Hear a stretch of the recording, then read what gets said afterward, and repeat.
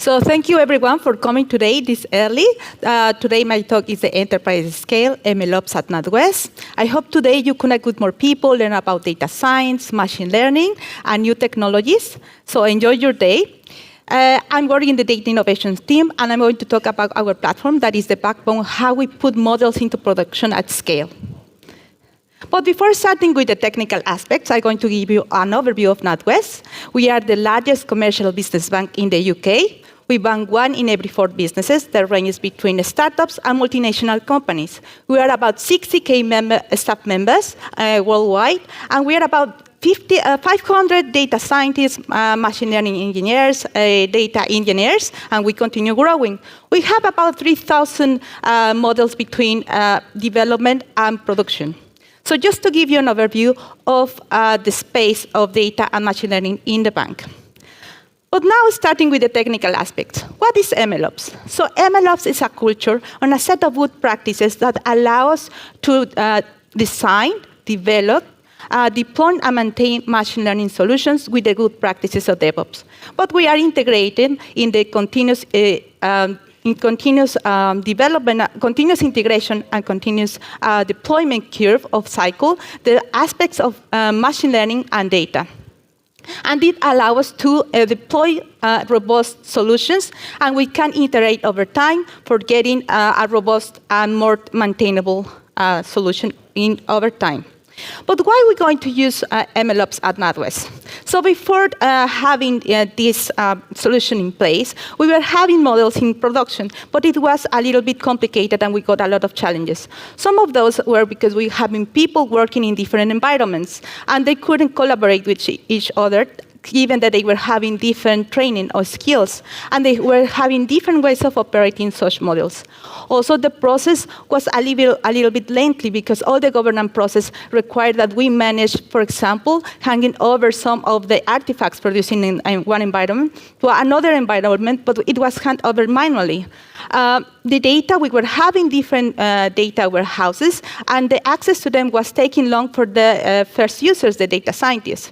The technology was fragmented and outdated, and the environments were having different versions of the same software. So we needed to have more control.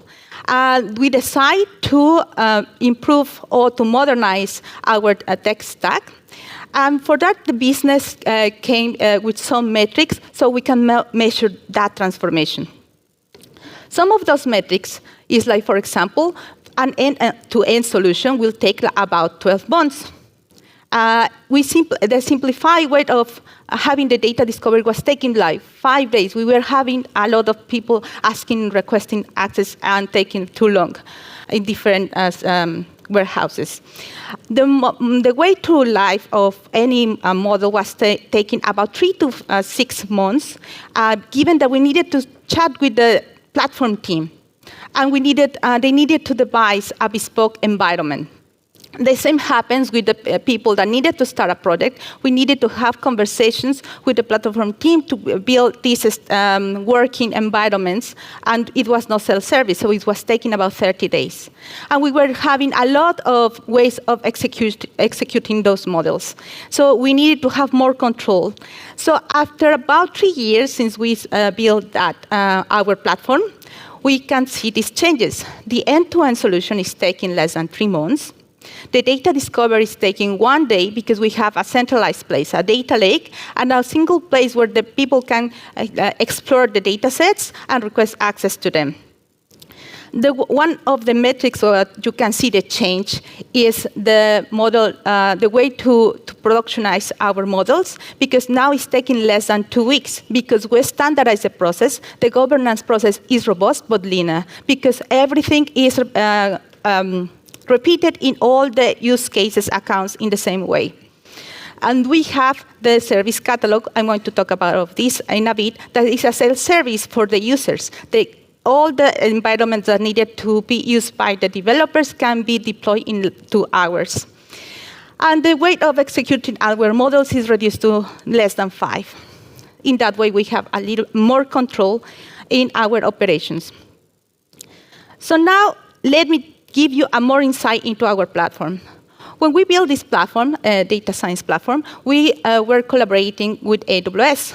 We have an account called the share account, as the name says, sharing infrastructure with other use cases accounts. In there, we have the AWS Service Catalog. For those that doesn't know what is this service, it's an AWS service that packages infrastructure, components, and other services. It's like an online shop. You just go to click the products you want, for example, T-shirt, shoes, and they're going to be delivered in your home. And you don't care about how they were devised, just you care about the end product. The same here. The platform team is going to devise those products that you require in your platform, in your user account, and then they're going to be deployed there just for you to use. So when a use case comes, they request the creation of their environments. They're going to get 3 different accounts. One is the development account, the test account, and the production account. And then the development account is, as the name says, the developers are going to work in the development workflow. When they finish that flow, there is a manual trigger of a CI/CD pipeline that automatically will take all the artifacts into the test account. The test account is a mirror of the production account. As the name says, it's going to test that everything works as intended. If we're happy with that, then there is another manual trigger of the CI/CD pipeline, and everything will be deployed into the production account. And finally, you will have a faster way to value for your model. So now let's give a zoom into our platform. As I said, we have an AWS platform, so we are using a SageMaker architecture that can be replicable in all the use cases accounts. In here, we will have 3 main personas or roles that will have different permissions or accesses in the platform. One is the technical lead, the model approver. Those are taken by the data scientist leads, and then the developer role. And those are taken by the developers working in the project. But the technical lead is the one that's going to communicate with the platform team, and is going to request the creation of these 3 environments. And the platform team is going to use Terraform, that is the infrastructure as code, and they're going to deploy these ones into the share account, where in the share account you are going to have ECR images, S3 buckets, and the service catalog. It's going to take, as I say, 2 hours, more or less, and then you will have the 3 environments, and they're going to be connected to the data lake. One of the main roles is the technical lead role, because it's the person that is going to enable the team to start working in the projects. It's going to go to the service catalog of the account, and it's going to create the SageMaker domain. In that, it's going to also create the the SageMaker profiles for each of the developers, so they can start working into the project. In this development account, they're going to have access to S3 buckets, to SageMaker templates. I'm going to talk a little bit about this. And basically, it's just code ready that has training pipelines, inference pipelines, and notebooks. And also, they have EMRs. So the data scientists or all the machine learning engineers and the developers they can change and update these templates. And as I said before, when they finish their workflow, the model approver is going to check all the models that have been trained, and in this list is going to take the best fit of purpose that is going to be taken to the next environment, that is the test environment. When that approve is done, the technical lead is going to trigger the CI/CD pipeline, and then the artifacts will be moved from the development account, the models, and the inference and training, the inference pipelines that could be a batch job or endpoints will be moved to that environment. And as I said before, if everything works well, everything will be triggered with the CI/CD pipeline to be moved to the production account. So this is just a little bit of this insight, but let's put us ahead of a data scientist. And now I'm going to show you the next demo. So this is not exactly our platform, but it's how they're going to interact data scientists and machine learning engineer with this. When you go to the SageMaker domain, you're going to see the different profiles of the developers. In here, you're going to find those templates that I said, but they are already enabled here. Those templates will have all the standards that we need for code, for maintaining the code and put it into production. Once the data scientists access the studio, they can go to the menu and go to the projects. Here in the projects, there is a section where you can click and create. These are different templates that are accessible by internet, but it is just for the SageMaker. We don't have access to the internet. We have a private cloud, networking, and here is just some of them that you can use. You can have like an end-to-end solution, a training, a build training and deployment, and also just deployment. You can use Git, Bitbucket, or Code Commit, that is the one for AWS. But we use, for example, GitLab. So these templates, we, as an organization, we want to develop in the way that we feel that we have to follow the standards and the people can work on it. So we can have this in the section of organization templates. So we will have some of these templates with PySpark jobs or with algorithms like XGBoost, and everything will be accessible from the SageMaker. In this demo, we're going just to check one of the end-to-end solutions that is building, training, and deployment. You click on the template, and you can add the project name. In our case, we're using GitLab, so all the code base is going to be deployed, in our case, in GitLab. Here is in Code Commit. When it's triggered, now it's creating the infrastructure behind the S3 buckets for models, artifacts, and data, and also the CI/CD pipelines. So it's not just creating the code that is going to be copied in some repositories. Since we are using the code commit here in this demo from AWS, you can access or view straight away the two repos that were created. In our case, we need to access the terminal and git clone from GitLab. And in this case, you have for deployment and training, the repositories, but you just can access, for example, here is going to be easier because it's code commit just with a simple click. And all the code is going to be copied in your instance, SageMaker instance, where you can see all the structure of the files. When the templates were deployed, it was triggered a pipeline, MLOps pipeline, and we can access to see how it's executed. Here we can just visualize the DAG, and in this DAG we're going to see all the different steps. And we will have the processing step, training step, evaluation step, conditional step, and the model registry step. But all this translate all in the code that we have in the left-hand side, where we have a structure of folders, and we can access the folder that is the pipeline one, where we're going to have some of the code or scripts that are defined, for example, the evaluation step, the processing step, and the pipeline. In this pipeline is just how it's going to be the sequence of all these steps, and we are using the AWS SageMaker, also Boto, to connect.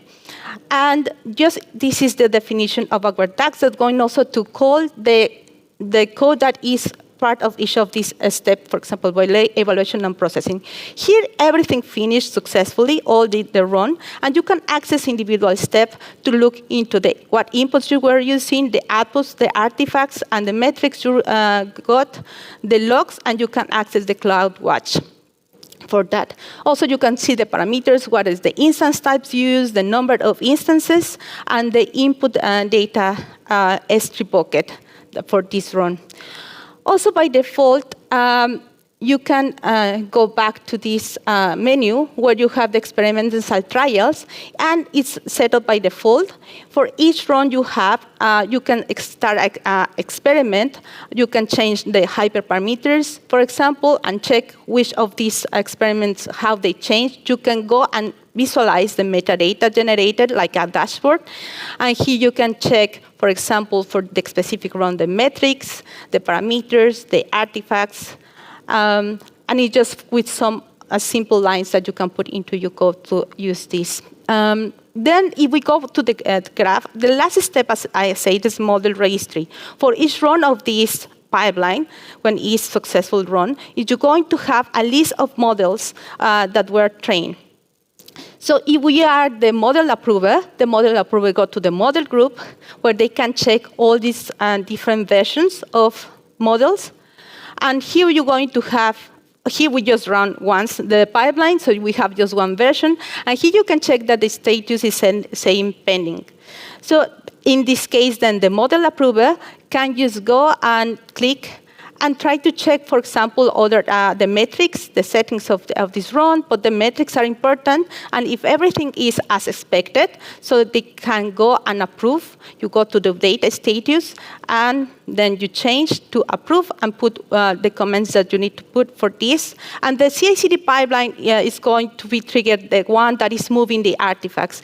In this case, the artifacts that are moved is going to be an endpoint. It's not a batch job, and it's going to go to the test environment that also is called the staging environment.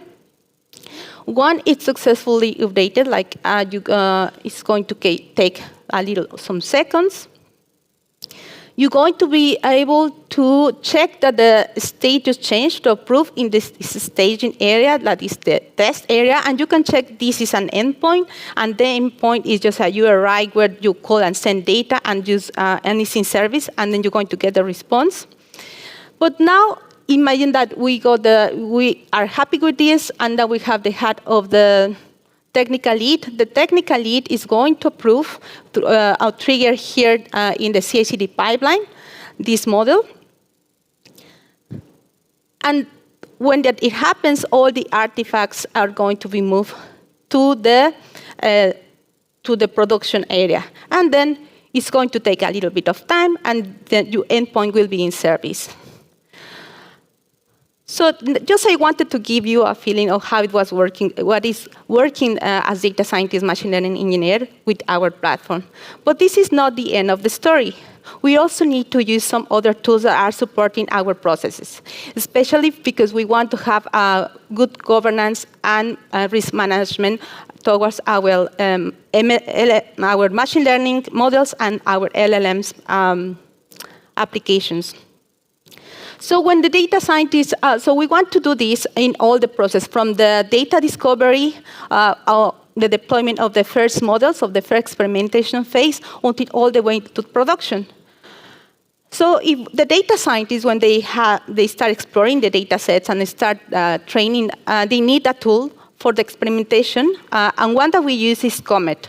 So Comet has an easy API call that you can embed into the code, and it's going to start logging all the metadata you want, the hyperparameters, also what data sets you were using, and it's easy to visualize in a user interface where you can just check what are the best models for the purpose of your project.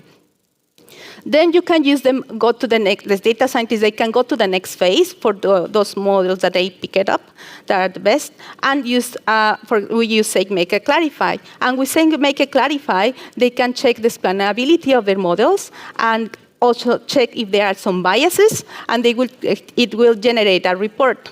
It's important for us that these models are explainable because we want to be fair with our customers and also to complying with the regulator. And we want to know why the decisions, or what decisions are taken by this model. Now in the world of LLMs, we also use like open source TrueLens for evaluation of this our LLM application, and we have to do it so we can fast detect if there is an hallucination or there is something harmful. I'm going to talk a little bit more about this in a bit. When we move towards the productionization of models, we need to know the health of our model. So we use the monitoring, and one tool we use is the SageMaker Monitor, because we want to know when the model is degrading over time, and then we can set up alarms so they can reach to the relevant people that they can check when they have or they are behaving in an unexpected way. Also, we can check the data quality and also the data drift or feature drifts that are important to check that our model is working as intended. But now let's focus about TrueLens, because now in the world of LLMs, so we want to be sure that we can evaluate and run experiments fast, so we can pick it up the errors and just because we need to protect our customers. This is an open source tool that enables us to just with few lines of code to start logging our inputs, our outputs or intermediate data that comes from our LLMs. It has something called a new technology called feedback functions that basically is a programmatic way for evaluating the LLMs, and you call or grab any provider or LLM provider. You can use a dashboard, and in this dashboard you can check all the different versions of your experiment versions, and then from that point you can refine. Something that we need to use, or now we use, is we want to prevent hallucination. So one of the tools or technical tools that are used is the RAG evaluation, that is the retrieval augmented generation. And the main idea is that you provide extended context with more external data to your prompt plus your query, with the idea that the LLM understands more deeply your query and gives you a more meaningful answer.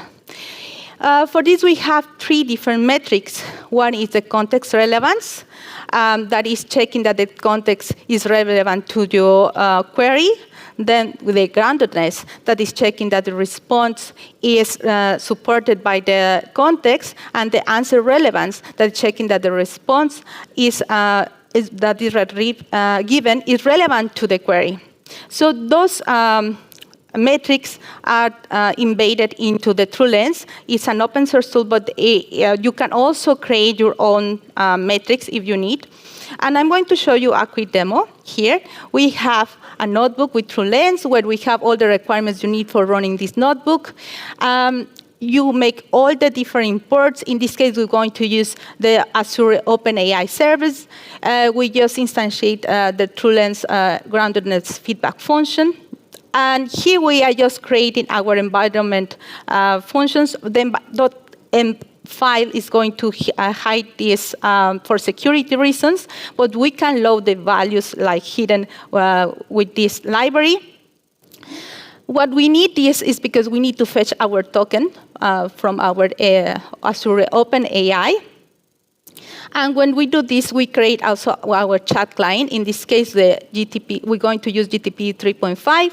We're going to create a collection of documents. Here is about universities, students, and clubs, for example. And then we're going to use an open source tool, is our vector store, ChromaDB, where you can store and embed the metadata, and we can do semantic search for those embedded documents.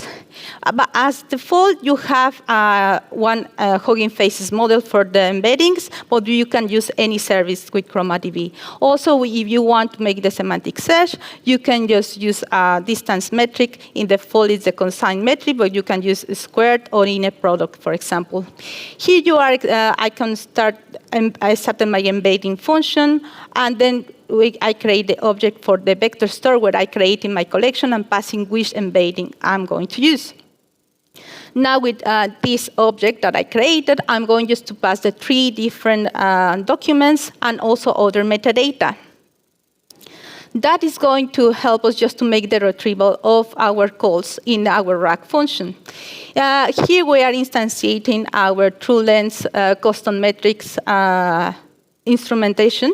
And when that happens, it's going to create a local SQLite database for our dashboard. Here we put in from scratch our RAG evaluation when we have the instrumentation decorator to create the retrieval, and we called our vector store. And then we have the generation completion function where we're going to create our prompt given the context and the query. And in the last section is how we call this query using the other 2 methods. And we instantiate our RAG class.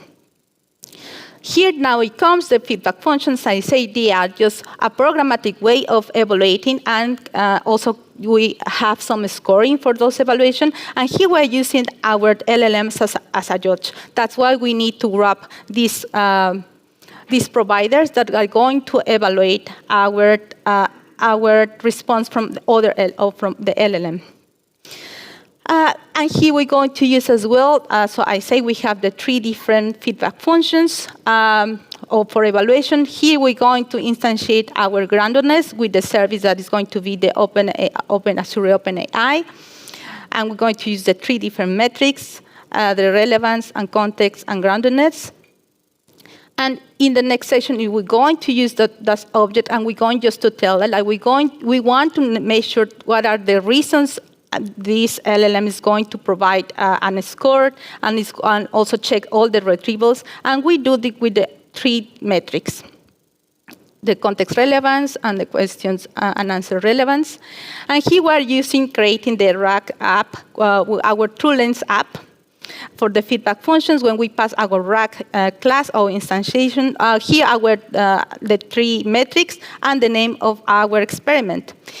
Here I'm just calling a text where we have questions, like 5 questions, and we're going to look through those questions that we're going to pass to our application. When we finish, it's going to look through all of these and making calls to the LLMs. We're going to be able to see at the end of the day, like the final the values for our evaluation metrics, and is the aggregated value. But also we can go more into detail and check a little bit of more things into the notebook, but it's not that easy to digest. So then we need to use our dashboard that is going to be more helpful for us.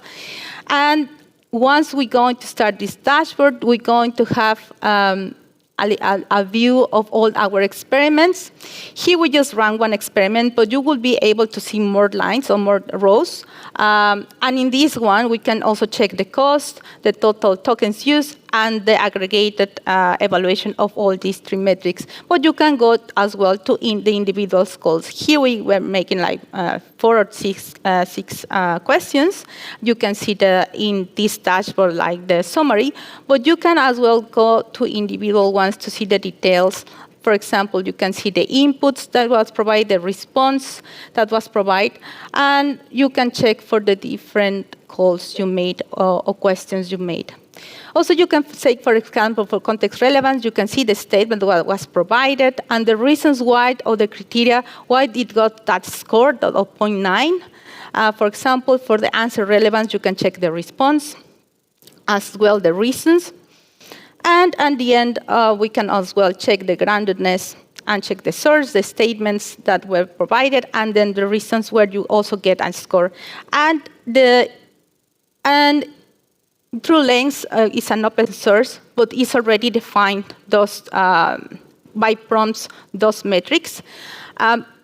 One challenge that we have in the industry, we don't have a standardization just for evaluation, because this field is continually moving forward. And as we have no deterministic,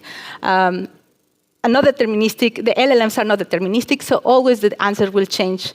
So we need to be really careful. But now I just wanted to close with this demo, and please, if you have more questions and if you are more curious, you can go to our AWS blogs. We have 4 series, and I'm going to show you as well the technical team that started building our platform.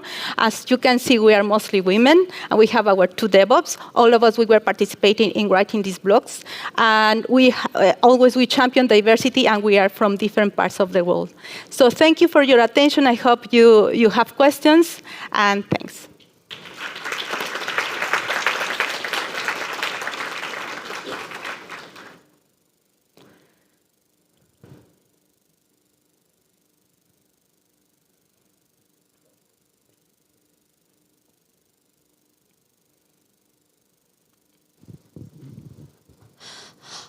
Hello, Ariadna. And I'm really happy to hear your presentation about the whole MLOps kind of thing. And I knew it's a new sector, and I understand it's really exciting. So I'm also one MLOps engineer in the LEGO group, and I have a few questions about your presentation. And first, it's about how. So then, how you ensure that it's always very consistent and between the different environments from dev to test to the production, both from the data-wise and, for example, like if the dev data are consistent with the production data, and also the model-wise, and for example, that how do you ensure all the hyperparameters are the same, and so between the environments. And then my second one is more about so the templates that you share in your presentation. For example, if you do a customization and according to the use cases, and for example, the batch model or the streaming model or even the OL. And thank you very much. Okay, as a first about the first question, so we have our environments that that are consistent, just how they are created as infrastructure as code. But if you want to check if everything is consistent or good in your given the production data, you have the test environment, and in the test environment is where you are making the checks that your model is consistent what was used for being trained, and that's the way that you before promoting into the third environment, that is the production. So you need to make sure in the test environment that everything is consistent with the production data. And the data scientists need to run some analysis. So nothing is going to be into production until they are sure everything is consistent. And also to be sure which are the metrics they're going to be tracked when it's going to be into production for monitoring reasons. I hope that answered your first question. Can you repeat the second one?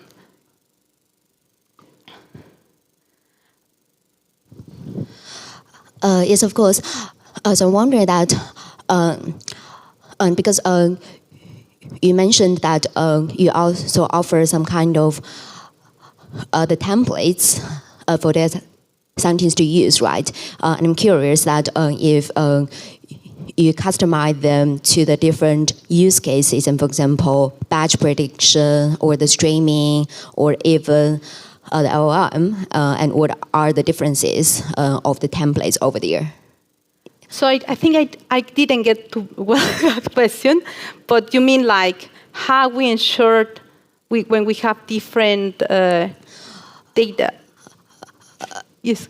So the templates that you showed in your demo, and curious like if you have any customization according to the use cases of the machine learning. Now I could get, I couldn't understand one word. Yeah, so basically we have we create our templates. So these templates, we have exactly the same structure. So this structure, so the use case, they are completely flexible in terms of what they can go into the pipeline, how they're going to change every step, but they have a standardized structure, so every use case can know and change,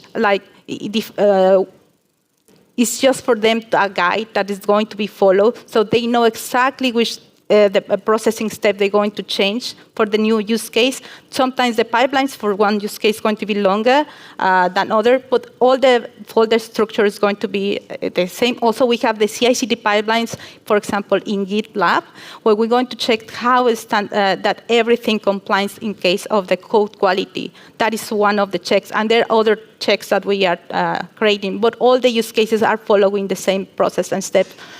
So everything is easier later on for the risk perspective to be evaluated and then to move into production. Because the only thing that you move into production is the inference pipeline, not the training pipeline. I hope that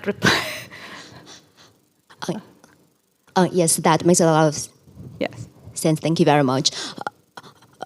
So just want to clarify over here, and in your templates, you offer the SASE, the ISA, the workflow, the instance, the code templates, and everything. Yeah, everything that's is really amazing and makes everything easier to scale up for the different product teams. Yeah. Thank you so much.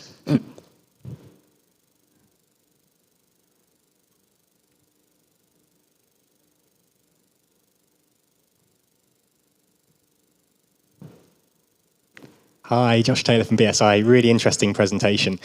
I was interested in your team. It's really diverse, like you said. I imagine that brings lots of different opinions. So how do you bring those together day to day, and what are the benefits of having such a diverse team? I think, so I really enjoy when I work with them. When we find out that we were all women, we say like, what is going on? It was weird for us because most of the time we are with both guys and girls. So I think one benefit is like, we were always really happy to work all together. We were also working with the guys, and because we could plan things, or someone could lead some parts of the work, and sometimes we were changing who was leading what parts, and also we were having like different mindsets for solving certain problems. So I think that is one of the benefits, and also we were not just like building the platform. We were building this, but also we needed to engage our use cases, how to use the platform. So we were having technical work and also ways of onboarding people, and also to create these connections of the first adopters or the first use cases that were proving our platform, were also the people that help us to train other people in terms like you open channels internally so people can be trained or they have questions, and you can start deploying more use cases with the time. I think now we have like 80 use cases, and some are like in production, but the thing is we started from scratch, all the team, and we were collaborating AWS and NatWest. So that was really, really cool from my point of view.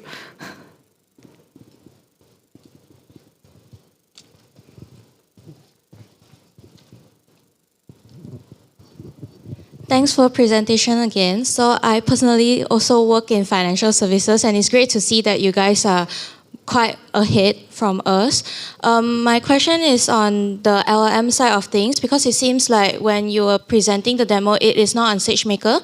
Is the plan for you guys to move over to like Jumpstart or like Bedrock, or how do you guys see it? Yeah, thank you. Yeah, we have, so in this one, I was just to show you how it was working, this TrueLens open source, but we have like, we use AWS Bedrock, or we have our Azure OpenAI, and then we have a specialized or a centralized place where we can get our connections, and then we can use it in our pipelines.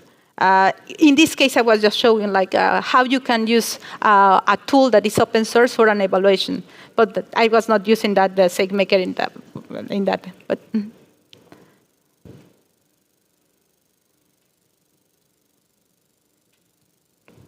Amazing. Thank you so much. Can we get another round of applause, please? Thank you.